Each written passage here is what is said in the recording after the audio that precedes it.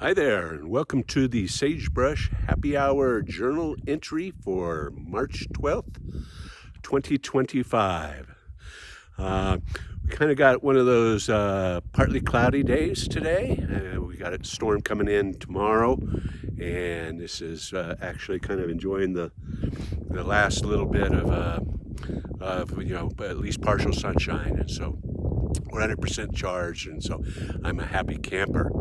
So behind me you can see my wood pile, and with our latest delivery we got mostly just what we call rounds, and so this is the firewood that's unsplit, and so it needs to be split. And you can see back there's maybe splitting a log there and my maul. And so the splitting maul, I think it's a 6-pound maul. It might be a 7-pound maul, but and that is hard work, and especially with some of these larger, 10, 12-inch diameter logs, is it takes a few strokes to try to get through them if you can. And for an old guy like me, that's a lot of work.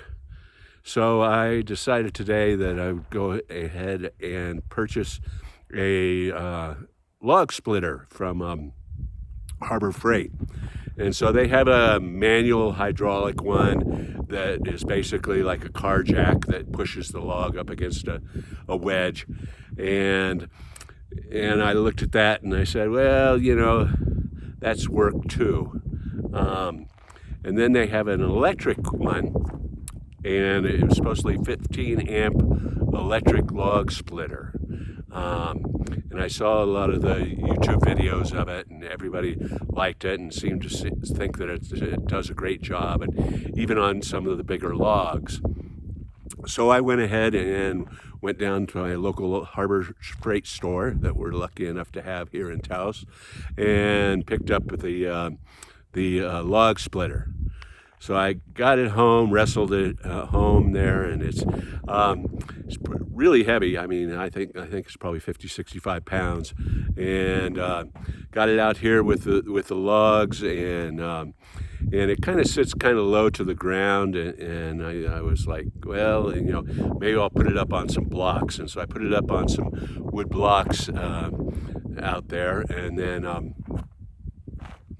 ran a 100-foot 12-2 extension cord into my shed where my inverter is, and then plugged it into a power strip. And now when it came out here to start up the log splitter, it immediately tripped the breaker on the power strip.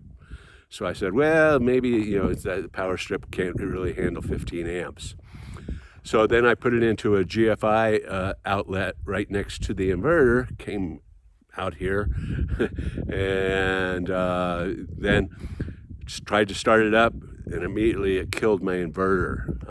It faulted my inverter. So the inverter went off, and it went into a fault state. And nothing destroyed, nothing really bad, but I was basically stuck with a log splitter that was drawing too much startup current and it would overload my inverter. So then I said, okay, I'll try it on my generator. So I pulled out my generator and started that up, hooked it up to the extension cord, and again, as soon as I tried to start the log splitter, it killed the generator, and so the generator just basically died, and so it was overloaded. So I said, well, I'm going to either have to take this thing back, or I'm going to have to get a soft start adapter for it. And then I went and I said, well, I'll bring the generator out here and I'll plug it directly into the 50 amp outlet on the generator. And so then I was able to actually run the log splitter. And of course it would just like draw that generator down to where you're thinking, oh no, it's going to die, and then it would pick it back up, and then it would start drawing less current, and I was able to actually get the log splitter working and split a few logs, albeit running off of a noisy generator and the 50 amp outlet, and with the log splitter directly plugged into the generator. So the other long-term solution that I have is they have what's called a soft start switch for it's usually for like table saws and that sort of thing in a wood shop. And because when these motors start up, they have a really high spike current, sometimes 60, 80 amps for a 15 amp motor. And so that is basically killing me, and that's would kill, will not operate with my inverter.